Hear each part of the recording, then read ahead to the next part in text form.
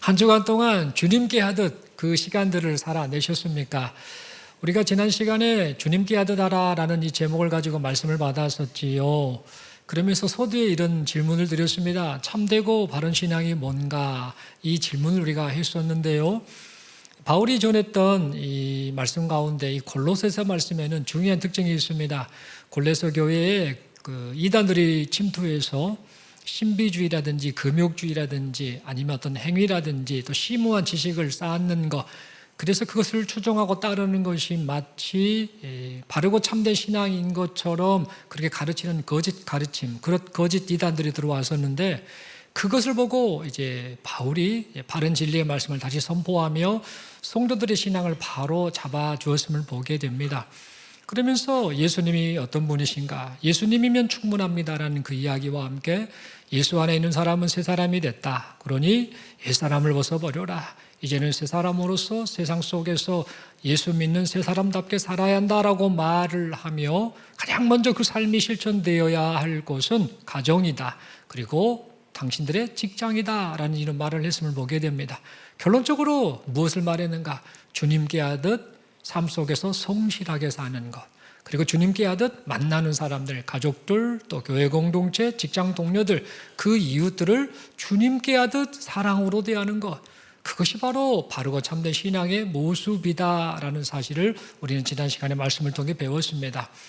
그러므로 오늘날 많은 이단들이 활기를 치고 있거든요. 사람들을 현혹하고 내가 예수를 주장한다, 내가 예수다라고 말하고, 또 세상의 때가 많이 지금 종말이 가까웠다라고 하며 불안심을 조장하는 그런 시대인데, 이럴 때일수록 우리는 주 예수 그리스도를 바라보면서 지금 우리에게 허락된 인생 있죠. 지금 허락된 이 시간, 주님 앞에 주님께 하듯 성실하게 사는 것, 그것이 바르고 참된 신앙의 모습이고, 또 주님께 하듯 만나는 사람들을 사랑으로 대하는 것, 그것이 바로 주님 보시기에 참되고 바른 신앙이다라는 사실을 잊지 말고, 허락하신 인생 시간 동안에 주님께 하듯 성실하게, 주님께 하듯 사람을 사랑하며 주님을 드러내며 살아가시는 우리 모두가 될 수 있기를 간절히 소망합니다. 서로에게 축복하며 인사하겠습니다. 주님께 하듯 성실하게 사십시다. 한 번 더 인사하겠습니다. 주님께 하듯 이웃을 사랑하며 삽시다. 네, 감사합니다. 이 시간 저는 풍랑 속으로 보내신 이유라는 제목을 가지고 함께 하나님 말씀 받기를 원합니다. 여러분, 살다 보면 예고 없이 인생의 풍랑이 찾아올 때가 있습니다. 어느 날 몸이 아파버립니다. 어느 날 경제적인 어려움을 겪습니다. 어느 날 가정이 파탄에 이르는 그런 지경까지 오게 됩니다. 어느 날 멀쩡했던 좋았던 관계가 깨져버려서 관계가 힘들어지는, 그래서 마음이 지옥과 같은 그런 고통을 당할 때가 있습니다. 이처럼 건강의 풍랑, 가정의 풍랑, 또 경제의 풍랑, 또는 관계의 풍랑, 이런 것들을 우리가 원치 않지만 우리도 모르게 이것들을 또 겪을 때가 있다라는 겁니다. 이런 풍랑 속에서 우리는요, 나름대로 몸부림을 칩니다. 밤새 노를 저어도 이렇게 저어서 그 풍랑을 좀 이겨내 보려고 합니다만, 그렇게 발버둥을 친다 할지라도 벗어나지 못할 때가 있습니다. 그래서 우리는 이런 질문을 하게 되지요. 주님, 지금 어디 계십니까? 제가 풍랑 속에 있는데 주님 어디 계십니까? 라고 그런 질문을 하게 되지요. 그리고 또 이런 질문을 합니다. 왜 나를 이 풍랑 속에 두셨습니까? 이런 한탄 섞인 그런 질문들을 하게 됩니다. 우리가 이런 풍랑 속에서 지금 이런 생각을 하면서 사는데요, 이런 이 인간의 그 고통, 풍랑 속에 있는 이 인간에 대해서 C.S. 루이스라는 영국의 그 작가, 지필가, 나니아 연대기를 썼던 이 C.S. 루이스가 고통의 문제라는 그 책을 통해 이런 표현을 합니다. 하나님은 우리의 기쁨 속에서 속삭이신다. 그리고 하나님은 우리의 고통 속에서 크게 외치신다라는 말을 했습니다. 그리고 고통은 귀먹은 세상을 깨우시는 하나님의 확성기다라는 이런 말을 했습니다. 결국 이 말은 뭐냐면, 아픔은 하나님이 나를 버리시는 신호가 아니다. 그 고통은 하나님이 나를 버리시는 신호가 아니다. 오히려 나를 부르시는 큰 목소리다라는 그런 의미의 말을 했던 겁니다. 여러분, 이처럼 우리는 인생을 살면서요, 많은 그 풍랑을 겪게 됩니다. 그러나 그 풍랑 속에는 하나님의 뜻이 있다라는 겁니다. 하나님께서 우리를 풍랑 속으로 보내셨지만 그 풍랑 속에서 우리를 향한 분명한 뜻이 있으시다라는 겁니다. 오늘 본문에 보니까 풍랑을 만난 사람들이 나오네요. 그들이 누군가? 예수님의 제자들입니다. 이제 이 본문을 좀 살펴보면서 그들에게 어떤 일이 발생했는가, 일어났는가를 좀 살펴보고자 합니다. 예수님의 제자들이 배를 타고 이 바다 건너편 베세다이거든요. 이 베세다로 향하게 됩니다. 이때 예수님은 제자들과 함께 배를 타지 않으시고 제자들만 보내셨습니다. 그런데 배를 한참 타고 가던 이 제자들에게 큰 시련이 찾아옵니다. 배가 육지에서 수울이나 떨어졌는데 요한복음에 의하면 10여 리가 떨어졌다고 하는데 대략 한 4km에서 5km 정도 떨어진 것으로 보여집니다. 그렇게 떨어져 있을 때에 이제 배가 돌아올 수도 없고 갈 수도 없는 그 상황일 때에 갑자기 거센 풍랑이 몰아치게 됩니다. 그래서 제자들은 풍랑의 위험에서 벗어나 보려고 열심히 노를 저었습니다. 하지만 밤새 노를 저어도 풍랑에서 벗어날 수가 없었습니다. 여러분들 잘 아시다시피 예수님의 제자들 중에는 어부들이 많이 있었죠. 그러니까 배를 타고 노를 젓고 하면서 경험이 많으니까 이런 풍랑쯤이야 이렇게 헤쳐나가면 돼 라고 생각을 했을 겁니다. 그래서 나름대로 열심을 냈겠지요. 그러나 밤새 노를 저어도 풍랑에서 벗어날 수가 없었습니다. 오늘 본문에 보니까 밤 사경이 되어도 상황은 전혀 개선되지 않았습니다. 밤 사경은 우리나라 시간으로 말하면 새벽 3시에서 6시를 말합니다. 저녁에 출발을 해서 배를 타고 갔는데 밤 사경, 새벽 3시에서 6시 사이가 되어도 그 풍랑에서 벗어나지 못한 그런 상황이 되고 말았던 겁니다. 그래서 제자들은 육체적으로 많이 지쳐 있었겠죠. 그리고 심적으로는 많이 불안했을 겁니다. 공포에 빠져 있었고 절망에 사로잡혀 있었을 겁니다. 그런데 그때 그 밤 사경 그 무렵에 지칠 대로 지쳐 있을 그때에 예수님께서 제자들을 찾아오셨습니다. 어떻게 찾아오셨는가? 배를 타고 찾아오신 것이 아니었습니다. 물 위, 바닷물 위를 걸어서 제자들을 찾아오셨습니다. 그러자 제자들이 깜짝 놀랍니다. 지금 풍랑이 일고 있고 지금 깜깜한 밤에 겁이 잔뜩 질려 있는 그 상황에서 저 멀리에서 사람의 형체가 지금 걸어오는 것을 보고 있으니 얼마나 많이 놀랐겠습니까? 그래서 그 예수님을 향해서 유령이다라고 제자들이 외치게 됩니다. 여러분, 우리가 그 상황이랄지라도 똑같은 반응을 보이지 않겠습니까? 캄캄한 밤에 풍랑이 몰아치는데 저 멀리서 사람 형체가 물 위를 걸어서 지금 오고 있는데 그것을 보고 유령이다라고 말하지 않을 사람이 어디 있겠습니까? 그런데 이때 유령인 줄 알았던 예수님께서 제자들을 향해 말씀을 하십니다. 안심하라, 나니 두려워하지 말라라고 말씀하십니다. 이 말을 듣고 제자들 가운데 베드로가 예수님을 향해 말하지요. 예수님이 진짜 맞는가 안 맞는가 확인하기 위함인 것 같습니다. 만일 주님이 맞다면 저에게 물 위를 걸어서 오라라고 명령을 좀 하십시오 라고 그렇게 말을 합니다. 이 말을 듣고 예수님께서 베드로를 향해 오라라고 말씀을 하셨지요. 그래서 베드로가 예수님의 말씀을 따라 배에서 내려서 물 위를 걸어 예수님께로 걸어갔습니다. 그런데 물 위를 잘 걸어가던 베드로가 갑자기 물속에 점점 빠져 들어가고 말았습니다. 그 이유가 뭔가? 그 이유는 거센 바람을 보고 무서웠던 겁니다. 주님을 바라봤으면 되는데 그 거센 바람을 보며 무서워서 믿음이 그만 흔들렸기 때문에 그가 그렇게 물속에 빠져 들어갔던 겁니다. 이때 우리 예수님께서는 물속에 빠져가는 이 베드로를 보시고 지금 안타까워하셨겠지요. 그리고 이 베드로는 이 물에 빠져가는 순간 주여 구원하옵소서, 다시 말해 주님 살려주세요라고 그렇게 외쳤습니다. 그러자 예수님께서는 그 베드로의 말을 듣고 즉시 손을 내밀어서 베드로를 붙잡아 주시며 이렇게 책망을 하십니다. 믿음이 작은 자여 어찌하여 의심하였느냐라고 책망을 하셨습니다. 그 이후에 예수님과 베드로가 함께 배에 오릅니다. 그런데 놀라운 일이 발생합니다. 예수님과 베드로가 배에 오르자마자 그렇게 강하게 몰아쳤던 풍랑, 그 바람이 그치게 되었던 겁니다. 이 상황을 보고 있던 그 배 안에 있던 사람들이 깜짝 놀라지요. 또 제자들이 깜짝 놀라게 됩니다. 이게 어쩐 일인가? 보통 일이 아니구나라고 생각하며 저 예수님이 도대체 누구인가라고 생각하며 그 예수님을 향해 절을 하며 이구동성으로 말했습니다. 예수님, 당신은 진실로 하나님의 아들이십니다. 이 고백을 합니다. 그들은 물 위를 걸으시고 풍랑을 다스리시는 이 예수님의 모습을 보면서 예수님이 누구이신지를 분명하게 알게 되었던 겁니다. 여러분, 오늘 이 본문은 제자들이 풍랑을 만나 겪게 된 일을 지금 기록을 하고 있지요. 그런데 알고 보면은요, 이 제자들이 배를 타고 가다가 풍랑을 만난 이 사건은 그저 우연히 일어난 일이 아니었습니다. 우리 예수님께서 의도하신 뜻대로 되어진 일이 바로 이 풍랑을 만난 사건이었다라는 겁니다. 어느 날 갑자기 배 타고 가다가 풍랑이 일어났나 이게 아니라 이미 예수님의 의도 아래, 계획 아래 이루어졌던 일이었다라는 겁니다. 그렇다면 예수님께서 의도하신 뜻이 뭘까? 뭘 의도하셔서 이런 풍랑을 만나게 하셨을까라는 겁니다.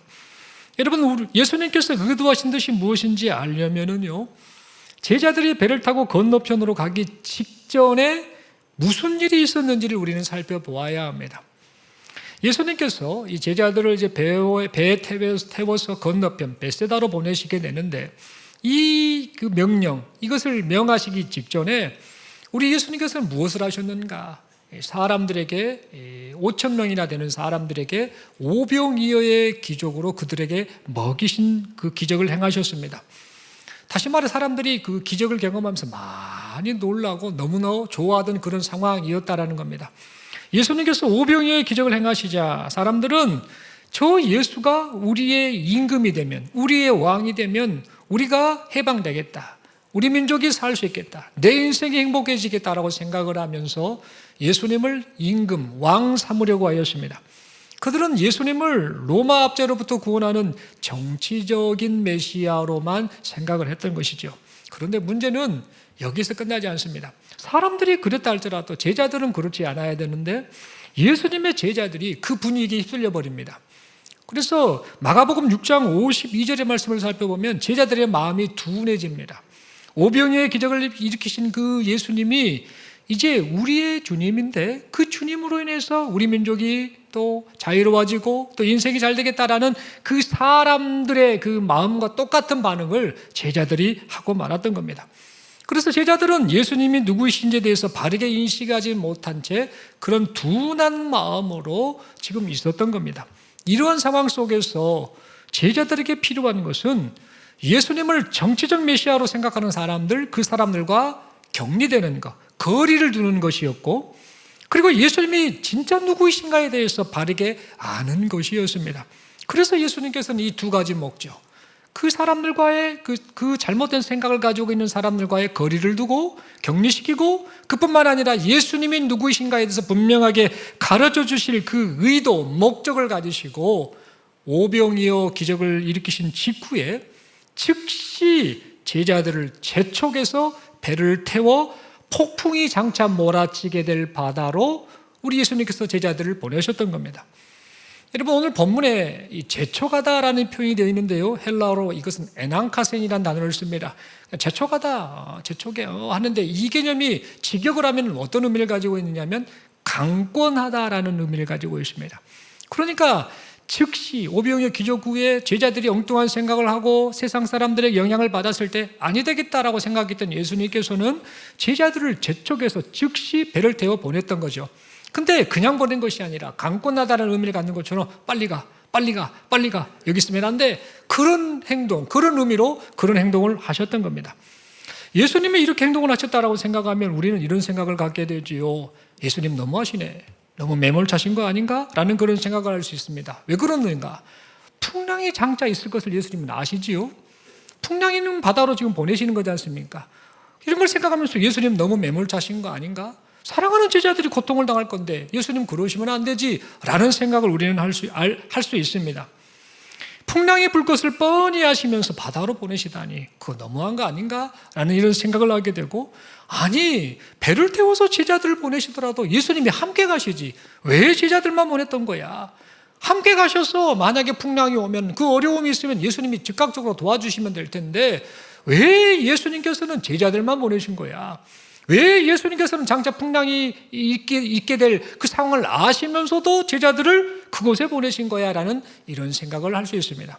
그래서 예수님이 너무 매몰차시다라는 이런 생각을 하게 되는데요. 그런데 여러분, 사실은 우리 예수님께서는 우리가 생각하는 것처럼 매몰차지 않으셨습니다. 마가복음 6장 48절을 보면은요, 우리 예수님이 제자들에게 얼마나 사랑과 관심을 쏟았는지를 우리는 확인할 수 있습니다. 예수님께서는 배를 타고 가는 이 제자들을 지켜보셨습니다. 지켜보시되 한순간도 눈을 떼지 않고 그 제자들을 지켜보셨습니다. 그리고 제자들을 배를 태워서 보낸 이후에 예수님은 뭐 하셨는가? 산에서 홀로 남아서 제자들을 위해 기도하셨습니다. 그러시다가 밤 사경까지 새벽 3시부터 6시 사이는 그 시간까지 풍랑 속에서 힘겹게 노를 젓고 있는 그 제자들을 계속해서 함께 지켜보셨습니다. 그러다가 내가 가야겠다, 이쯤이면 되겠구나라고 생각하시며 그 제자들을 찾아가 제자들을 풍랑으로부터 구원해 주셨습니다. 그러니까 예수님은요, 제자들에게 전혀 매몰차지 않으셨습니다. 예수님께서는 애타는 마음으로 제자들을 배에 태워 보내셨습니다. 그냥 가라 강권하듯이 그냥 보내신 것이 아니라 마음속에는 애탐이 있었던 겁니다. 얘네들이 이 풍랑을 잘 견뎌야 될 텐데라는 그런 심정을 가지고, 그리고 이 풍랑을 통해 내가 가르치고자 한 바를 배워야 할 텐데라는 그런 심정을 가지고 우리 예수님께서는 애타는 마음으로 제자들을 배에 태워 보내셨던 겁니다. 뿐만 아니라 애타는 마음으로 제자들을 위해 기도하셨습니다. 알아서 해라가 아니라 그들을 지켜보면서 기도하셨습니다. 또한 애타는 마음으로 풍랑 속에 있는 제자들을 밤 사경까지 계속해서 지켜보셨습니다. 아마 주무시지 못했을 겁니다. 계속해서 지켜보셨습니다. 그리고 때마침 그들을 찾아가 그들을 구원해 주셨습니다. 여러분, 그 결과 예수님의 이런 행동이 제자들에게 결과적으로 예수님이 누구이신지를 바르게 깨닫게 되는 신앙 교육이 되었습니다. 여러분, 구체적으로 어떤 신앙 교육이 되었을까요? 예수님께서 제자들과 함께 배를 타고 가지 않으셨기 때문에 제자들이 예수님께서 물 위를 걸어오시는 모습을 목격할 수 있었습니다. 욥기 9장 8절에 보면요, 물 위를 밟는 분은 하나님이심을 지칭을 합니다. 그러니까 물 위를 밟고 걷는 사람이 어디 있습니까? 사람은 그럴 수 없죠. 하나님이 그렇게 하신다라고 표현을 하고 있는데 예수님이 그 물 위를 걸어서 오시는 겁니다. 이때 제자들은 무슨 생각을 했을까요? 예수님이 물 위를 걸어오시는구나, 하나님이 물을 밟으신다는 이런 욥기 말씀처럼 그것이 하나님인데, 그런 분이 하나님인데 예수님이 물을 걸어오시는구나라고 하며 예수님이 하나님이시구나라는 사실을 점점 깨닫게 되었을 겁니다. 그리고 예수님께서 제자들로 하여금 바다에서 풍랑을 만나게 하셨기 때문에 제자들은 예수님이 풍랑을 잠잠케 하시는 분이심도 알게 되었습니다. 시편 107편 25절, 시편 107편 29절을 보면은요, 하나님이 광풍과 바다 물결을 일으키기도 하시고 광풍과 물결을 고요하고 잔잔하게 하신다라는 그런 말씀이십니다. 하나님이 하시는 것이죠. 광풍을 일으키기도 하시고 또 잠잠케도 하신 분이 하나님이신데 예수님께서 오셔서 제자들을 찾아오셔서 배에 오르셨을 때에 그 바람이 잠잠해진 겁니다. 여러분, 이때 무슨 생각을 했을까요? 도대체 이 예수님이 누구시길래 이 광풍이, 이 바람이 잠잠해졌는가라고 그렇게 놀랐을 것입니다. 그러면서 예수님이 하나님이시구나라는 사실을 더욱더 깨닫게 되었을 것입니다. 이처럼 예수님께서는 함께 가시지 않고 제자들만 풍랑에 휘몰아치는 바다로 보내시는 이 행동을 통해서 예수님 자신이 누구이신지를 가르치는 중요한 신앙 교육을 하셨습니다. 그뿐만이 아닙니다. 밤 사경에 제자들을 찾아가셨을 때 우리 예수님이 엄청난 진리의 말씀을 하나 전하십니다. 안심하라, 나니 두려워하지 말라 라는 이 말씀을 하셨습니다. 이 말씀을 통해서 예수님 자신이 누구이신지를 더 분명하게 말씀하셨습니다. 여러분, 예수님께서 제자들에게 말씀하신 나니라는 이 말씀은요, 헬라어로 에고 에이미라는 단어를 쓰는데요, 이 표현이 어디서 나오냐면요, 구약성경 출애굽기 3장 14절에서 나옵니다. 모세가 하나님을 처음 뵙게 됐지요. 그때 하나님께서 자신을 계시하십니다. 나는 스스로 있는 자니라 라는 이 말씀이 헬라어로 표현하면 70인역 성경으로 번역하자면 에고에이미, 나는 하나님이다, 나는 스스로 있는 자다라는 그런 의미의 말씀이라는 겁니다. 그러니까 예수님께서는요, 나니 두려워하지 말라는 이 말씀을 통해 내가 하나님이다, 내가 너희를 찾아왔다, 그러니 두려워하지 말라라는 그런 말씀을 제자들에게 하셨던 겁니다. 그 결과 제자들은 이 모든 과정을 거친 이후에 비로소 예수님의 누구이신지를 분명하게 알게 되지요. 그리고 예수님을 향해 고백합니다. 당신은 진실로 하나님의 아들이십니다. 이 고백을 하게 되었습니다. 사랑하는 성도 여러분, 우리 주님은요, 우리가 예수님이 누구신지를 바르게 알기를 원하십니다. 그리고 우리 주님은 우리가 예수님만을 전심으로 바라보며 살기를 원하십니다. 예수님을 이용해서 소원을 성취하고 안락하고 평안한 삶을 살 목적으로 오병이어 기적 이후에 예수님을 임금 삼으려고 했던 그런 사람들, 그런 부류의 사람들과는 구별되기를 원하십니다. 그래서 그렇게 구별되고 예수님이 누구신지를 분명하게 알게 하시기 위해서 우리 예수님께서는 우리를요, 때때로 풍랑에 휘몰아치는 인생 바다로 내보내실 때가 있습니다. 우리가 생각하기에 예수님 너무 매몰차시는 거 아니에요? 라고 그렇게 느낄 정도로 우리를 외롭게 내버려 두실 때가 있습니다. 아무리 몸부림을 쳐도 거센 풍랑에서 벗어나지 못하는 그런 상황, 그 힘든 상황을 만나게 하실 때도 있습니다. 그래서 때때로 인생을 살면서 우리가 많이 괴로워하지요, 많이 두려워하지요, 많이 절망할 때가 있습니다. 그러나 우리 주님은 이런 우리를 향해 말씀을 하시지요. 너 혼자 외롭게 인생 풍랑 속에 있다라고 그렇게 생각하지 말아라. 내가 한순간도 너에게서 눈을 떼지 않고 너를 지켜보고 있다. 네가 인생 풍랑을 이겨내려고 힘겹게 너를 잡고 있는 그거 내가 다 지켜보고 있다. 내가 안타까운 심정으로 지켜보고 있다. 지금도 너를 위해서 내가 간절히 기도하고 있다. 그러니 풍랑 속에서도 안심해라. 난이 두려워하지 말아라. 내가 너를 구원해 줄 것이다. 그래서 너로 하여금 내가 누구인지 분명하게 알게 할 것이며 내가 너로 하여금 나에 대해서 분명한 신앙 고백을 하게 할 것이다 라고 그렇게 말씀하고 계십니다. 사랑하는 성도 여러분, 그러므로 주님의 말씀을 붙잡고 우리가 겪는 인생의 풍랑 속에서도 오직 예수님을 향해 시선을 고정하시는 우리 모두가 될 수 있기를 바랍니다.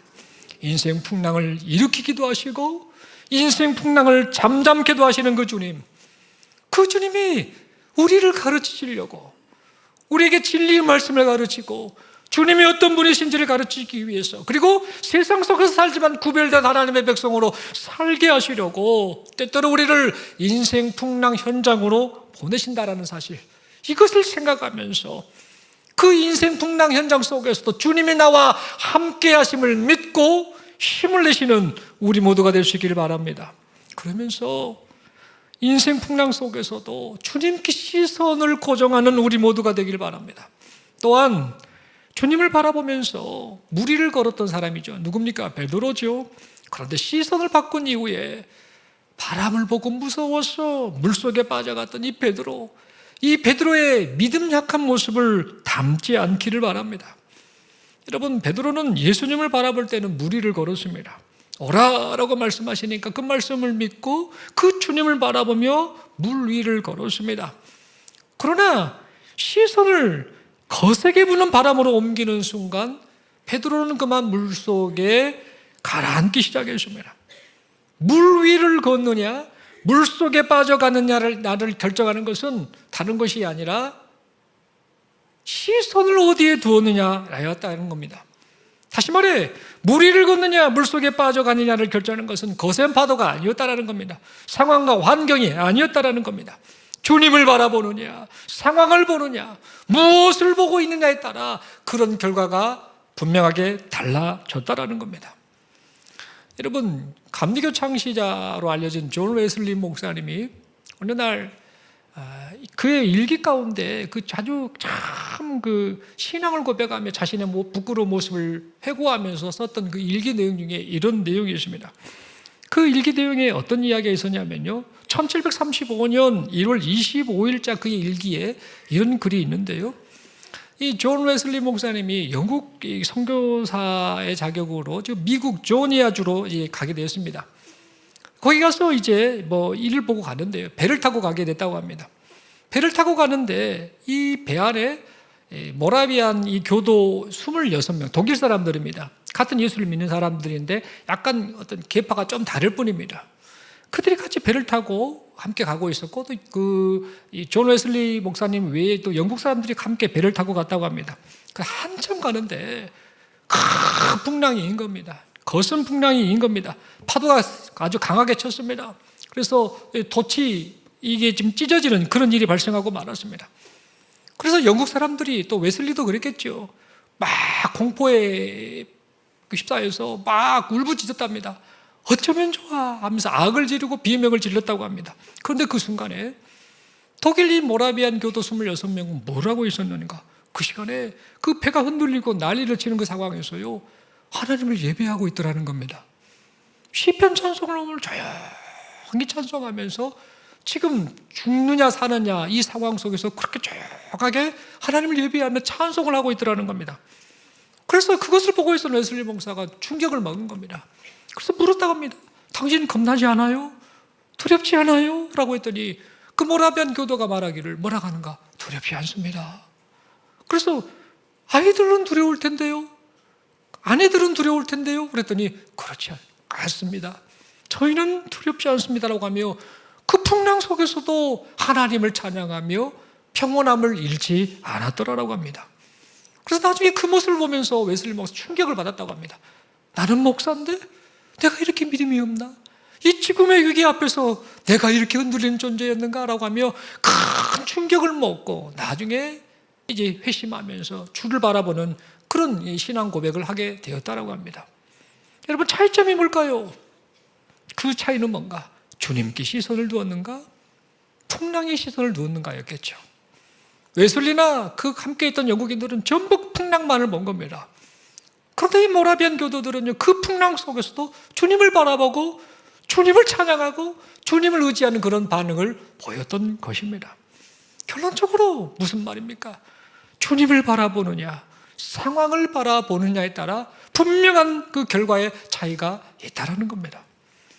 여러분, 종교개혁자 마틴 루터는요, 이런 고백을 합니다. 나는 내 자신을 들여다보면 절망합니다. 그러나 그리스도를 바라보면 소망을 얻습니다라는 이런 명언을 남겼습니다. 여러분, 마틴 루터가 종교개혁을 일으킬 때 얼마나 믿음이 좋은 사람이었겠습니까? 그래서 절대 넘어지지 않고 절망하지 않을 것 같은 그런 사람으로 우리는 생각하는데, 그도 끊임없는 고민을 했던 겁니다. 인생의 풍파에서 그렇게 많이 힘들었던 겁니다. 그래서 했던 고백이 뭔가? 내 자신을 들여다보면 절망뿐이다. 그러나 그리스도를 바라보면 소망을 얻습니다라고 그런 고백을 하였던 겁니다.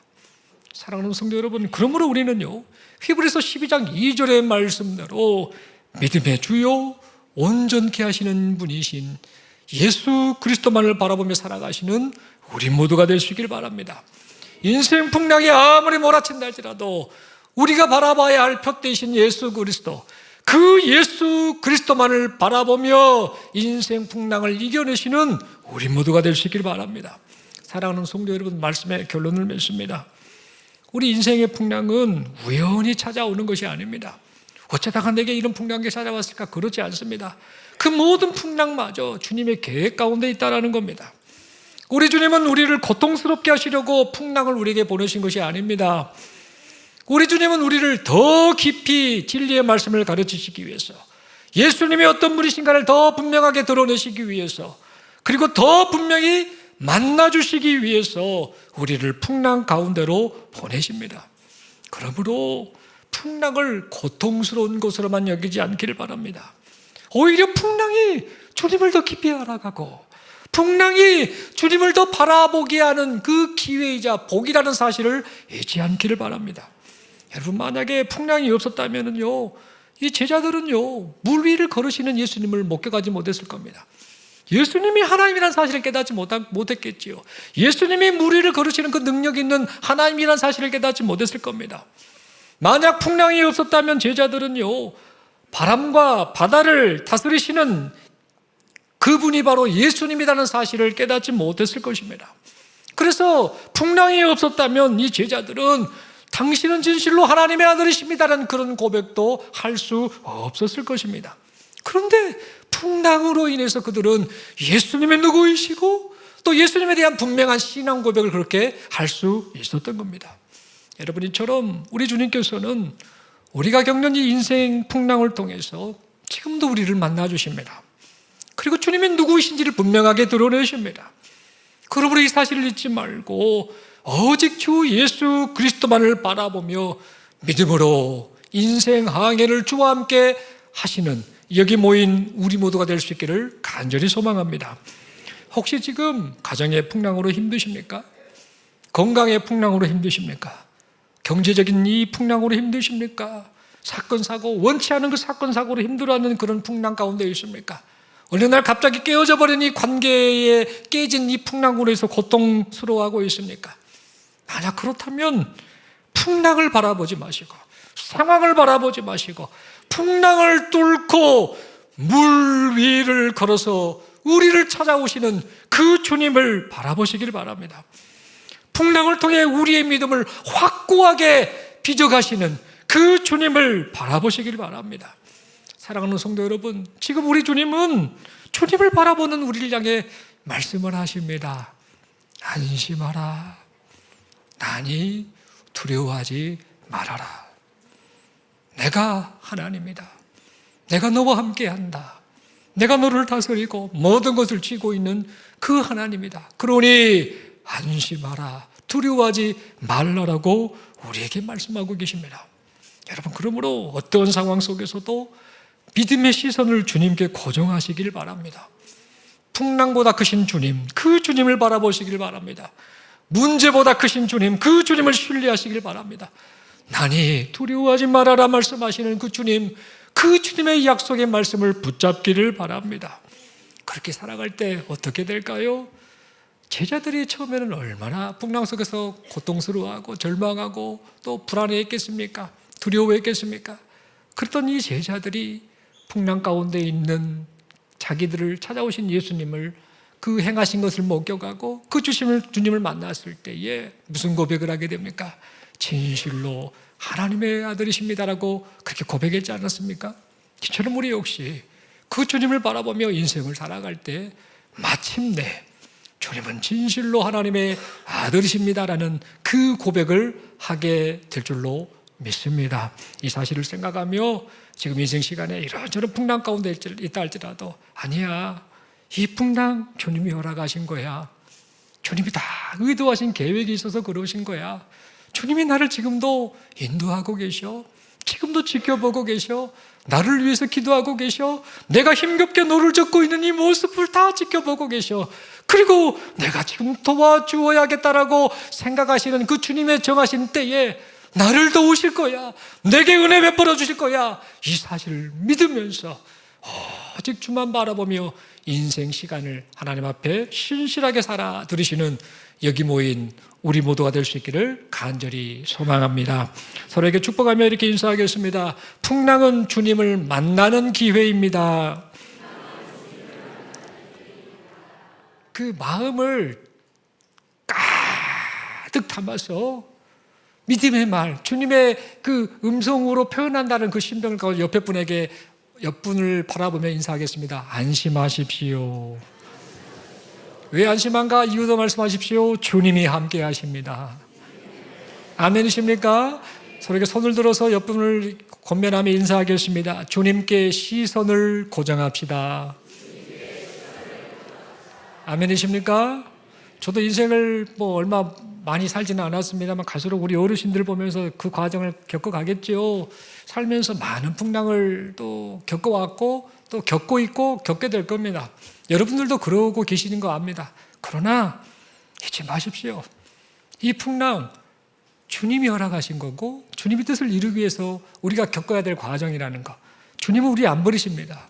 끝까지 사랑하시고 우리를 위해서 기도하시고 또 우리를 계속해서 지켜보시고 애타는 마음으로 우리를 지켜보시며 우리를 구원해 주신다는 분이라는 사실을 잊지 말고 어떠한 상황 속에서도 흔들리지 마시고 오직 주 예수만을 바라보며 살아가시는 여기 모인 우리 모두가 될 수 있기를 간절히 소망합니다.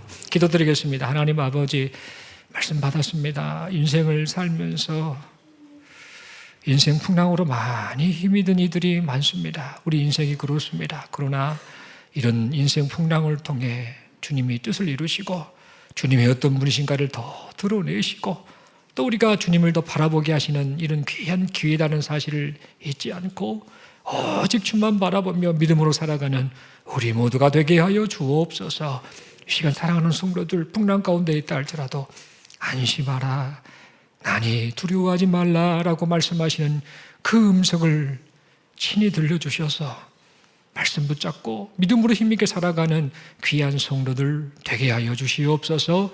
이런 은혜 주심을 믿고 감사드리며 우리 주님 예수님 이름으로 기도드리옵나이다. 아멘.